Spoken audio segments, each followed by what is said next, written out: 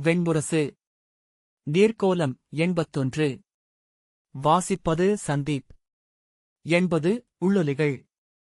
உத்தரை அவ்வேளையில் அங்கு வருவாள் என்று முக்தன் எதிர்பார்க்கவில்லை. பிருகநளையின் குடில் வாயிலில் மரநிழலில் இடைக்குக் குறுக்காக வேலை வைத்துக் கொண்டு கையை தலைக்குமேல் கட்டி வானை நோக்கியபடி விழியுளம் மயங்கிக் கொண்டிருந்தான். அவள் வரும் ஓசையைக் கேட்டு இயல்பாக தலை திருப்பி நோக்கியவன் இளவரசி என அடையாளம் கண்டதும் திடுக்கிட்டு எழுந்து நின்றான். வேல் அவன் உடலிலிருந்து உருண்டு கீழே விழுந்தது. உத்தரை அருகே வந்து, ஆசிரியர் உள்ளே இருக்கிறாரா என்றாள். ஆம் இளவரசி. ஓய்வெடுக்கிறார் என்று முக்தன் சொன்னான். குனிந்து வேலை எடுக்க வேண்டுமா என்ற எண்ணம் வந்து அதைத் தவிர்த்து அக்குழப்பம் உடலில் ஒரு சிறு தத்தளிப்பாக வெளிப்பட ஓய்வெடுக்கையில் அவர் எவரையும் பார்க்க ஒப்புவதில்லை என்றான். நான் வந்திருப்பதாக சென்று சொல்லுங்கள் என்று சொன்னாள் உத்தரை. அவர் பொதுவாக என்று முக்தன் சொல்லத் தொடங்கவும் கை காட்டி செல்க என்று கூர்கொண்ட விழிகளுடன் அவள் சொன்னாள். அவன் பணிந்து இதோ என்று குடிலின் படிகளில் ஏறி மூடியிருந்த மரக்கதவை மும்முறை தட்டி ஆசிரியரே என்று அழைத்தான். 2 முறை அழைத்த பின்னர்தான் உள்ளே ஒலி கேட்டது. யார் என்று பிருகநளை கேட்டாள். இளவரசி தங்களை பார்க்கும் பொருட்டு வந்திருக்கிறார் என்றான். எப்போதுமே பிருகநளை கதவை திறக்க நெடுநேரம் எடுத்துக்கொள்வதுண்டு. அப்போது மறுமொழிக்கே அவன் காத்து நிற்க வேண்டியிருந்தது. நான் ஆடை மாற்றிக்கொள்கிறேன். அதன் பிறகு உள்ளே அனுப்புக என்றாள். ஆணை என்று தலை வணங்கிய பின் வெளிவந்து ஆடை மாற்றிக்கொள்கிறார். சற்று பொறுங்கள் என்று முக்தன் சொன்னான். அவள் சற்று அப்பால் மரநிழலில் மார்பில் கைகளைக் கட்டியபடி நின்றாள். அவள் முகத்தை ஓரவழியால் பார்த்தபோது அதில் கவலையும் பதற்றமும் தெரிவதைக் கண்டான். அவள் எதையோ முறையிடும் பொருட்டு வந்திருக்கிறாள் என்று தோன்றியது. அது என்னவாக இருக்கும் என்று எண்ணினான். வெறும் காவலனாக அவன் அதை எண்ணக்கூடாது என்பதே படைப்பயிற்றுவிப்பில் அவன் கற்றது. ஆனால் எண்ணாமலிருக்கவும் கூடவில்லை. ஏனெனில் அவள் அவனுக்கு இளவரசியல்ல, பிரிதொருத்தி. அவ்வெண்ணம் அவனை திடுக்கிடச் செய்தது. அவளுக்கும் தனக்குமான உறவு எத்தகையது என்று அவனால் கணிக்க முடியவில்லை. ஒவ்வொரு நாளும் அவள் பிருகநளையிடம் நடனம் கற்றுக்கொள்கையில் கூடத்திற்கு வெளியே அவன் காவல் நின்றிருப்பான். அவனைக் கடந்துதான் அவள் நடனக்கூடத்திற்கு செல்வாள். தொலைவிலேயே அவனை அவள் பார்த்து விடுவாள் என்று அவனுக்குத் தெரியும். அவனைக் கண்ட முதற்கணமே அவள் உடல் மாறுபடும். மிடுக்குடன் தலை தூக்கி கைகளை சற்று மிகையாகவே வீசி இடையே நெளித்து நடந்து வருவாள். குரல் மிகுந்து ஒலிக்கும். பெரும்பாலும் அவ்வாறு மிகையொலி கொண்ட குரல் கேட்டுதான் அவன் அவளை பார்ப்பான். அருகணைந்ததும் தலைவணங்கி முகமன் உரைப்பான். ஒருமுறை கூட அவள் அவனை நோக்கி திரும்பியதோ அவன் உரைக்கும் முகமனுக்கு மறுமொழி சொன்னதோ எதிர்வினை காட்டியதோ இல்லை. ஓரிரு நாட்களுக்குள் அவன் புரிந்து கொண்டான் அவள் தன்னை வேண்டுமென்றே தவிர்க்கிறாள் என்று. அது இளவரசி எளிய காவலன் மேல் கொண்டுள்ள புறக்கணிப்பு அல்ல என்று அவனுக்குத் தெரிந்திருந்தது. அதை நோக்கி செல்வதைத் தவிர்த்து மேலும் பணிவு கொண்டவனாக தன்னை காட்டிக் கொண்டான். அவளைக் காணும்போதெல்லாம் பதற்றத்துடன் எழுந்து இடைவரை வணங்கி உரத்த குரலில் முகமன் உரைத்தான். சில தருணங்களில் அது அவளுடன் வந்த தோழியருக்கு நகைப்பூட்டுவதாகவும் இருந்தது. அவள் உள்ளே சென்று பிருகநளையிடம் பேசும்போது மட்டும் குரல் மிகத் தாழ்ந்து ஒரு சொல்லும் புரியாதபடி மாறும். அத்தனை சிலம்பல்களில் அவள் கால் சதங்கையை மட்டும் அவன் தனித்தறிவான். அவ்வோசையிலிருந்தே உள்ளே அவள் என்ன செய்கிறாள் என்பதை அவனால் பார்க்க முடியும். நெடுநேரம் சலங்கையொலி கேட்காதிருக்கையில் அந்த ஒலியின்மையை ஒவ்வொரு கணமாக கேட்டபடி செவிகளே உடலாக அவன் அமர்ந்திருப்பான். பின்னர் உரக்க நகைத்தபடி கைவளைகளும் சதங்கைகளும் குலுங்க அவள் வெளியே செல்வாள். அவன் தலை வணங்குவதை கிளையசைவோ நிழலாட்டமோ என கடந்து சென்று இடைநாழியின் முனையில் வண்ணம் கரைந்தழிவது போல் மறைவாள். அதன்பின் அவன் நிமிர்கையில் எரிச்சலும் கசப்பும் உருவாகும். பிருகநளைக்கும் உத்தரைக்குமான உறவைப் பற்றி அவள் சேடியர் என்ன சொல்லிக் கொள்கிறார்களென்று உதிரிச் சொற்களினூடாகவே அவன் அறிந்திருந்தான். மெல்ல இளவரசி ஆணாக வேண்டியதுதான். இருவரும் ஏதோ ஒரு புள்ளியில் சந்தித்துக் கொள்ள முடியும் என்றொருத்தி சொன்னாள். பிறர் சிரிக்க அவன் விழிகளை விலக்கி உடலை இறுக்கிக் கொண்டு நின்றான். அவர்கள் தாழ்ந்த குரலில் தங்களுக்குள் பேசி கிளுகிளுத்துச் சிரித்தனர். ஒருத்தி மேலும் தாழ்ந்த குரலில் ஏதோ சொல்ல அனைவரும் பேரொலியுடன் வெடித்துச் சிரித்து கண்ணீர் மல்க உடல் துவண்டனர். இருவர் எழுந்து வயிற்றைப் பற்றியபடி அப்பால் ஓடினர். அங்கு நின்றிருக்க முடியாமல் அவன் மெல்ல விலகிக் கொண்டான்.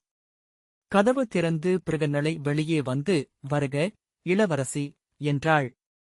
இளவரசி அவளை நோக்கி சென்று, "தங்களை தனியாக சந்திப்பதற்காக வந்தேன், ஆசிரியரே" என்றாள். பிருகன்னளை சுற்றும் நோக்க, "சேடியருக்குத் தெரியாது" என்றாள் உத்தரை. "வருக" என்று உத்தரையை பிருகன்னளை உள்ளே அழைத்துச் சென்றாள். முக்தனிடம், "இளவரசி அருந்துவதற்கு குளிர்நீர்" என்றாள். "வேண்டியதில்லை" என்று உத்தரை சொன்னாள். "என் குடிலுக்கு முதல் முறையாக வந்திருக்கிறீர்கள்" என்றாள். "வருக." இருவரும் உள்ளே சென்று அமர்வதை திறந்த வாயிலினூடாக முக்தன் பார்த்தான். பிருகன்னளை சுவரோரமாக மரத்தாலான மணையில் ஒரு காலை கடைமடித்து இன்னொரு காலை நிலைமடித்து அதன் மேல் கைகளை வைத்துக்கொண்டு அமர்ந்தாள். அவளுக்கெதிராக இரு கால் மடித்து அமர்ந்து மடியில் கைகளை வைத்துக்கொண்டு தாழ்ந்த குரலில் பேசத் தொடங்கினாள் உத்தரை. முகமனோ தயக்கமோ இல்லை. அவள் அச்சொற்களை நீரை கைகளில் அள்ளிக் கொண்டு வருவது போல கொணர்ந்திருக்க வேண்டும். பிருகன்னளைக்கு உணவு சமைக்கும் சிறுகுடில் அதே சோலையில் சற்று அப்பால் இருந்தது. அங்கு சென்று குளிர்நீரும் பாக்கும் ஒரு தட்டில் வைத்து எடுத்துக்கொண்டு முக்தன் திரும்பி வந்தான். அவற்றை அவர்கள் இருவருக்கும் நடுவே வைத்தான். அதுவரை பேசிக் கொண்டிருந்து உத்தரை இறுதியாகச் சொன்ன சொல் கண்களிலும் முகத்திலும் உறைந்து நின்றிருக்க அவனை பார்த்தாள். அவள் கண்கள் சற்று கலங்கியிருப்பதில முக்தனுக்குத் தோன்றியது. பிருகன்னளையின் முகத்தில் எந்த மாறுதலும் தெரியவில்லை.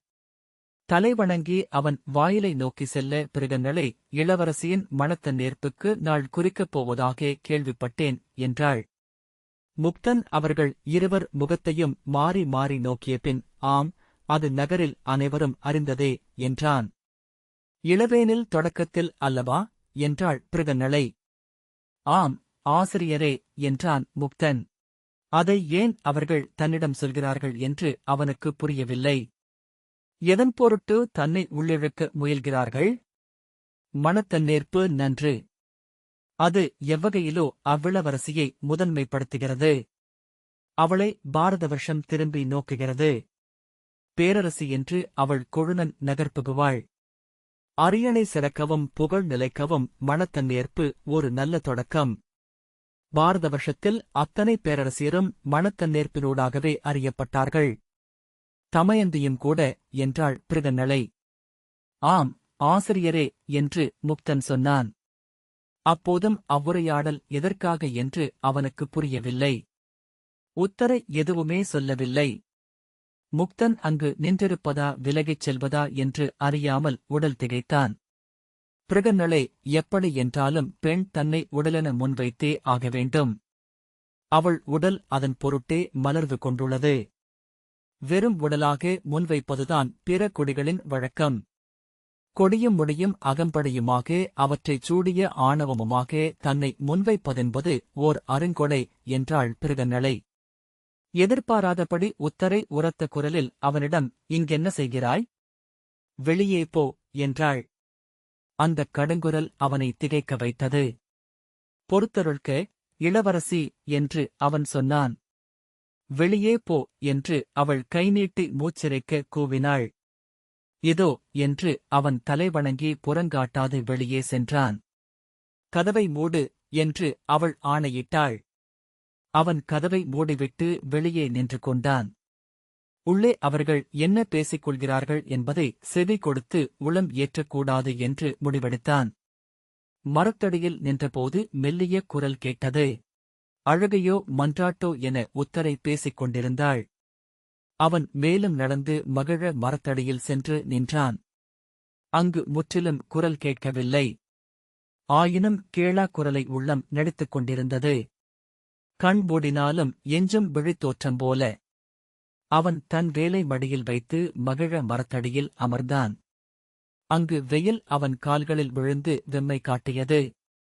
எண்ணியிராதபடி குடிலுக்குள் உரத்த குரலில் உத்தரை இறப்பதொன்றே வழி என்று கூவுவதைக் கேட்டான். மீண்டும் தாழ்ந்த குரலில் அவர்கள் பேசிக்கொள்ள உத்தரை மீண்டும் உரத்த குரலில் நான் இறந்தேன் என்றால் என்ன செய்வீர்கள்? நான் கேட்பது அதுதான். என் இறப்பை ஒரு பொருட்டாகக் கருதுவீர்களா என்றாள். முக்தன் மூடிய கதவையே பார்த்துக்கொண்டு நின்றான். அந்தக் கதவு அழுகையை அடக்க முயலும் இதழ் போல விம்முவதாகத் தோன்றியது. நீர் நிறைந்த ஏரியின் மதகு போல உள்ளிருந்து அழுத்தம் அதை முட்டியது. அவன் ஒவ்வொரு கணமாக கடந்து சென்றான். தன் உடலில் அனைத்து தசைகளும் இறுகி நின்றிருப்பதை உணர்ந்தான். பின்னர் கதவு வெடிப்போசையுடன் திறந்து சுவரில் அறைந்தது. உத்தரை வெளியே வந்து படிகளில் இறங்கி ஓடி அவனை நோக்கி வந்தாள். அவன் தலை வணங்குவதை நோக்காமல் அவனைக் கடந்து அரண்மனையை நோக்கி ஓடினாள். பிருகன்னளை குடிலிலிருந்து வெளியே வந்து மரப்படிகளில் கைகளைக் கட்டியபடி நின்றாள். இளங்காற்றில் அவள் ஆடை தழலென உலைந்தாடிக் கொண்டிருந்தது. முக்தன் பிருகன்னளையை நோக்கிச் சென்று தலை வணங்கி நின்றான். அவனை சில கணங்கள் கூர்ந்து நோக்கிய பின் அரண்மனைக்கு செல்க. இளவரசியின் தோழியரிடம் அவள் எங்கும் தனியாகச் செல்ல வேண்டியதில்லை என்று நான் ஆணையிட்டதாகக் கூறுக என்றாள். முக்தன் ஆணை என்று தலை வணங்கினான். நீரும் இங்கிருக்க வேண்டியதில்லை. இளவரசி மாளிகைக்கு அருகிலேயே இரும் என்றாள். ஆனால் என் பணி என்று அவன் சொல்ல இதுவும் என் ஆணை என்று சொல்க என்றாள் பிருகன்னளை. தலை வணங்கி அவ்வாறே என்றான் முக்தன். முக்தன் உத்தரையின் அரண்மனை அகத்தளத்தின் புறவாயிலில் வேலுடன் நின்றிருந்தான். அங்கு முன்னரே நின்றிருந்த 4 காவல் வீரர்களும் அவன் யாரென்றே அறியாதவர்கள் போல் இருந்தனர். முதல் நாள் அங்கு அவன் வந்தபோது அவனை அங்கு நிற்க ஒப்பவில்லை. இளவரசியுடன் நான் இருக்க வேண்டுமென்பது ஆசிரியரின் ஆணை என்று அவன் சொன்னான். எங்களுக்கு அரசகுலத்தாரன்றி பிறர் ஆணை பிறப்பிக்க முடியாது என்றார்கள். அவர்களுடன் நிற்காமல் பெருந்தூண் அருகே பாதி உடல் மறைத்து நின்றிருந்தான். நீராட்டறைக்குச் செல்வதற்காக தோழியருடன் இளவரசி வந்தபோது அவன் தலை வணங்கி அவர்களுக்குப் பின்னால் சென்றான். அவள் நின்று திரும்பி அவனை நோக்கி புருவங்களைத் தூக்கினாள். தங்களுடன் நானிருக்க வேண்டுமென்பது ஆசிரியரின் ஆணை, இளவரசி என்றான். அவள் ஒன்றும் சொல்லாமல் திரும்பிக் கொண்டாள். அதையே ஆணை என்று எடுத்து அவன் அவளைத் தொடர்ந்து சென்றான். அவள் நீராட்டறைக்குள் சென்ற பின்னர் இடைநாழியில் வேலுடன் நின்றான். மீண்டும் அவளுடன் திரும்பி வருகையில் வாயிற்காவலர் அவனை நோக்கிய விழிகள் மாறியிருந்தன. இளவரசி உள்ளே சென்றபின் அவன் அவர்களிடம் இளவரசியின் ஆணை வேண்டுமென்றால் அவர்களிடமே சொல்கிறேன் என்றான். அவர்கள் ஒன்றும் சொல்லாமல் விழிகளை விலக்கிக் கொண்டனர். பின்னர் அவனிடம் ஒரு சொல்லும் உரையாடவில்லை. பகல் முழுக்க அவன் அங்கேயே வேலுடன் நின்றிருந்தான். அந்தியில் முறை மாற்றம் நிகழ்ந்து புதிய வீரர்கள் வந்தனர். அவர்களிடம் பழைய வீரர்கள் தாழ்ந்த ஓரிரு சொற்களில் அவன் யாரென்று சொல்லிச் சென்றனர். சேடி ஒருத்தி அவரிடம் வந்து நீங்கள் உணவருந்தி வரலாம் வீரரே என்றாள். அவன் தயங்கி இல்லை என்று சொல்லத் தொடங்க இளவரசி தாங்கள் உணவருந்தினீர்களா என்று கேட்கச் சொன்னார் என்றாள். இல்லை, உணவருந்தி வருகிறேன் என்று மடைப்பள்ளிக்கு சென்றான். உணவருந்தி முகம் கழுவி மீண்டும் வந்து அங்கு காவல் நின்றான். உத்தரையின் முகம் அவனுள் மாறிவிட்டிருந்தது. அந்தி எழுந்தபோது இளவரசி ஆலய வழிபாட்டிற்குரிய வெண்பட்டாடை அணிந்து கையில் பூசை தாளத்துடன் தோழியர் சூழ வெளிவந்தாள். இடைவெளி விட்டு அவன் அவளைத் தொடர்ந்து சென்றான். துர்க்கை ஆலயத்திலும் 7 மூதன்னையர் ஆலயத்திலும் பூசனைகள் முடித்து இருளெழுந்த பின்னர் அவள் திரும்பி வந்தாள். மீண்டும் வெளிவந்து இடைநாழியில் நடந்தபோது மெல்லிய ஒற்றை ஆடை அணிந்திருந்தாள். கழுத்தில் ஒரு முத்தாரம் மட்டும் சுடர்ந்தது. தண்ணமையின் கூரொலி கேட்டது. அவள் கதை கேட்கச் செல்கிறாள் என புரிந்து கொண்டான். உத்தரை சிற்றம்பலத்திற்குள் நுழைந்து அங்கே முன்னரே வந்திருந்த பேரரசி சுதேஷ்ணையுடன் சேர்ந்து அமர்ந்தாள். சுதேஷ்ணையின் பின்னால் சைரந்திரி அமர்ந்திருப்பதை அவன் கண்டான். சற்று அப்பால் அரைவட்ட வடிவில் அகத்தளப் பெண்டிர் அமர்ந்திருந்தனர். முன்னரே கதை நிகழ்ந்து கொண்டிருந்தது. தண்ணமையும் யாழும் சிறுமுழவுடன் இணைந்த இசை மெல்ல துள்ளிக் கொண்டிருந்தது. முக்தன் கூத்தம்பலத்தின் வாயிலில் தன் நிழல் உள்ளே விழாதவாறு ஒதுங்கி வேலை சுவரில் சாய்த்து வைத்து கைகட்டி நின்றான். மரவரி விரிக்கப்பட்ட மேடையில் கன்னங்கரிய உடலும் நீண்ட விழிகளும் கொண்டு விரலி குறுமுழவுடன் அமர்ந்திருந்தாள். அவள் விழிகளில் சிரிப்பு வெள்ளி தீற்றியது போல அழியாமல் இருந்தது. விரல்கள் துடிப்பதும் வாய் கதை சொல்வதும் அவற்றுக்கு தெரியாதென்பதைப் போல. அந்தக் கதை எதைப் பற்றியதென்பது வெகுநேரம் அவனுக்கு புரியவில்லை. விதர்ப்ப நாட்டின் முடியுரிமைக்கான பூசல் என்று மெதுவாக தெரிந்து கொண்டான். விதர்ப்ப அரசர் பீமகர் தன் இரு மைந்தர்களுக்கிடையேயான முடிப்பூசலில் மூத்தவனை ஆதரித்தார். அவரை இளையவன் சிறையிட அவர் தப்பி ஓடி மூத்தவனுடன் சேர்ந்து கொண்டார். அவரை தேடிப்பிடித்துக் கொள்வதற்காக இளையவன் பீமத்துவஜன் படைகளை அனுப்பினான். ஆனால் மூத்தவன் பீமபலன் தன் குடிகள் அனைவரிடமிருந்தும் முடியொப்புதலை பெற்றான். ஒவ்வொரு குடியிலிருந்தும் சிறிய படையை அவனுக்கு அனுப்பத் தொடங்கினர். மெல்ல அவனுடைய படை பெருகியது. எல்லைப்புறச் சிற்றூர்களை ஒவ்வொன்றாக அவன் பிடித்தான். காட்டறி படர்ந்து வருவது போல இரு கைகளையும் விரித்து திசைகளைச் சூழ்ந்து குண்டினபுரியை நோக்கி வந்தான். அவன் எவ்வகையிலும் விரைவைக் காட்டவில்லை. ஏனெனில் குண்டினபுரியை ஆண்ட பீமத்துவஜன் தன் குடியின் படையுடன் அருகிருந்த சிறு நாடுகளிலிருந்து திரட்டிய படையையும் வைத்திருந்தான். குடிப்போர் நிகழ்ந்து விதர்ப்ப வீரர்கள் ஒருவரோடொருவர் மோதினால் விதர்ப்பமே ஆற்றல் குன்றி அழியும் என்று பீமகர் தன் மூத்த மைந்தனுக்கு அறிவுறுத்தினார். எனவே போர் நிகழாமலேயே ஊர்கள் ஒவ்வொன்றையாக கைப்பற்றி முழு நாட்டையும் தன் ஆட்சிக்குக் கீழ் கொண்டு வந்தபடி இருந்தான் பீமபலன். மூழ்கும் படகென குண்டினபுரியின் நேரடி ஆளுகைக்கு கீழிருந்த பகுதிகள் சுருங்கி வந்தன. தான் வெல்வது உறுதி எனும் எண்ணத்தை தன் குடிகள் நடுவே உருவாக்குவதில் பீமபலன் வெற்றி பெற்றான். சிற்றூர்கள் அவனுடன் சென்று சேர சேர மேலும் சிற்றூர்கள் அவனுடன் சென்று சேர்வது விரைவு மிகுந்தது. பின்னர் குண்டினபுரியும் அதைச் சூழ்ந்த 4 கோட்டைகளுமன்றி பிற நிலங்கள் அனைத்தும் பீமபலனிடம் சென்று சேர்ந்தன. குண்டினபுரியில் தன் படையுடன் சிறைப்பட்டவன் போலிருந்த பீமத்துவஜன் ஒவ்வொரு நாளும் பொறுமையிழந்தான். சினம் கொண்டு படைத்தலைவரிடமும் குலத்தலைவரிடமும் கூச்சலிட்டான். எளிய வீரர்களை தூக்கிலிட்டும் கழுவிலேற்றியும் வெறி தணித்தான். அவனைச் சூழ்ந்திருந்த ஒவ்வொருவரும் அவன் முன்னரே தோற்றுவிட்டான் என்று உணர்ந்தனர். தன் படைகள் அனைத்தையும் திரட்டி பீமபலனை தாக்கி வெல்ல வேண்டுமென்று ஈராண்டுகளுக்கு மேலாக திட்டமிட்டுக் கொண்டிருந்தான் பீமத்துவஜன். ஆனால் படைகள் குண்டினபுரியை விட்டு கிளம்பியதுமே குண்டினபுரியின் மக்கள் கிளர்ந்து நகரை கைப்பற்றிவிடக்கூடும் என்ற அச்சம் அவனைத் தடுத்தது.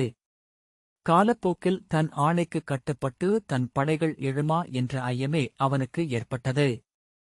ஆணை பிறப்பிக்கப்பட்டு அதை படைவீரர்கள் மறுத்துவிட்டால் அனைத்தும் அன்றே முடிந்துவிடும் என்பதனால் அந்த ஆணையை பிறப்பிக்காமலேயே காலம் கடத்தினான். ஆனால் போர் முடிந்துவிட்டதென்று அவனுக்கு நன்றாகத் தெரிந்தது. அவனுடைய காவல் கோட்டைகளும் பீமபலனால் கைப்பற்றப்பட்டன. குண்டினபுரியின் கோட்டை முகப்பிலிருந்த காவல் மாடத்தில் ஏறி நின்று நோக்கினால் தெரியும் தொலைவுக்கு பீமபலனின் படைகள் வந்து நின்றிருந்தன.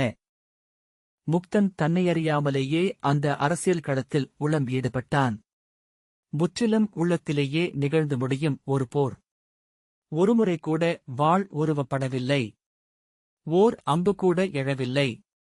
போர் முரசுகளின் மீது முழைக்கோல் ஒவ்வொரு கணமும் காத்திருந்தது. சித்தம் பேதலித்து கண்கள் பதறி தொடர்பற்ற சொற்களைப் பேசி அழுகையும் சிரிப்பும் என கொந்தளித்து தன் அரண்மனைக்குள்ளேயே சுற்றி வந்தான் பீமத்துவஜன். பீமபலனின் தூதர்கள் அவனுடைய குலத்தலைவர்களை எவரும் அறியாது வந்து பார்த்தனர். பீமகரின் சொல்லுதி பெற்றபின் பீலர்களின் குலம் முழுமையாகவே அடிபணிந்தது. ஒருநாள் புலரியில் பீமபலனின் படைகள் விதர்ப்பத்தின் கொடி பறக்க வெற்றி முரசு கொட்டியபடி குண்டினபுரியை அணுகின. குண்டினபுரியின் மேலிருந்து பீலர்களின் கொடி தாழ்ந்து குண்டினபுரியின் கொடி ஏறியது. கோட்டைக் காவலர்கள் அனைவரும் படைக்கலங்கள் தாழ்த்தி பீமபலனின் படைகளிடம் பணிந்து அவர்களுடன் சேர்ந்து கொண்டனர்.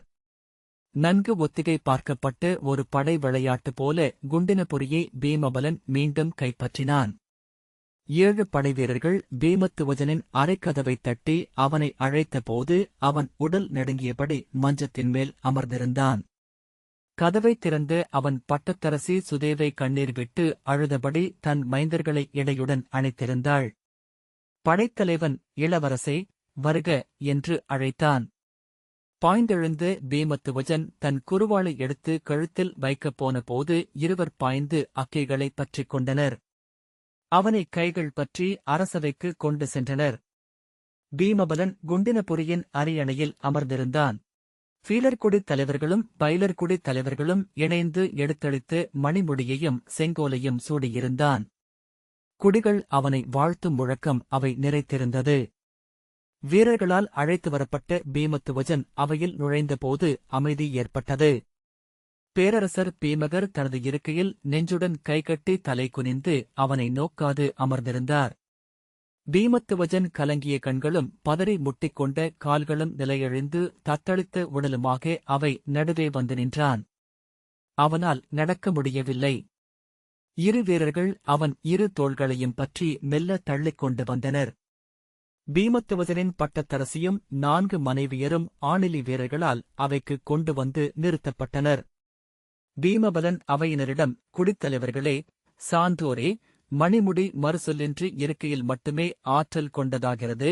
மறுக்கப்பட்ட மறுகணமே அரியணை தன் ஆற்றலில் பாதிப்பங்கை இழந்துவிடுகிறது என்கிறார்கள் அரசு நூலோர். ஆகவே மணிமுடியை மறுக்கும் எவருக்கும் இறப்பே தண்டனை என்று முன்னோர் வகுத்துள்ளனர். பாரத வருஷத்தில் எங்கும் எப்போதும் அம்முறை மீறப்பட்டதில்லை என்றான். அவை அசைவற்று அமர்ந்திருந்தது. எந்தையின் சொல்லை கேட்க விழைகிறேன் என்றான் பீமபலன். பீமகர் எழுந்து ஓங்கிய குரலில், வருங்காலத்திலும் குண்டினபுரியின் மணிமுடி உறுதியாக நின்றாக வேண்டும். அதை இவன் குருதி நிறுவட்டும் என்றார். பீமபலன், ஆம், இறப்பே தண்டனை. ஆனால் இளையோனாகிய இவனை முடிசூட்டி போஜகடகத்தில் அமர்த்தியது எனது தமக்கை தமயந்தி. இவனை தண்டிக்கவும் பொறுக்கவும் உரிமை படைத்தவர் அவரே. அவர் இல்லாத இவ்வவையில் அம்முடிவை நான் எடுக்க இயலாது என்றான். அமைச்சர்களிடம், நான் என்ன செய்ய வேண்டும் அமைச்சரே என்றான்.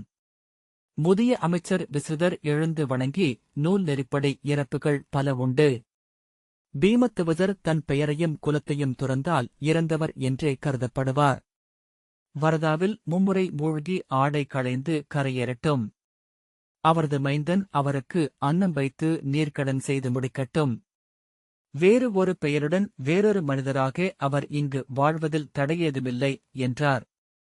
பீமகர் ஏதோ சொல்வதற்குள் பீமபலன், ஆம், அதுவே எனது ஆணை. இளையோனே, பிறிதொருவனாக என்னுடன் இரு என்றான்.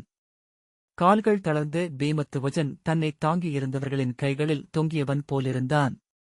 அவர்கள் அவனை மெல்ல அமர வைத்தனர். இளையவனே, உன் இறப்பு நிகழ்வதற்கு முன் இந்த அரியணையையும் செங்கோலையும் முழுதேற்பதாக மும்முறை நிலம் தொட்டு ஆணையிடு. உன்னையும் என்னையும் இங்கமர்த்திய நமது மூத்தவர் திரும்பி வருகையில் நம்மை குறித்து அவர்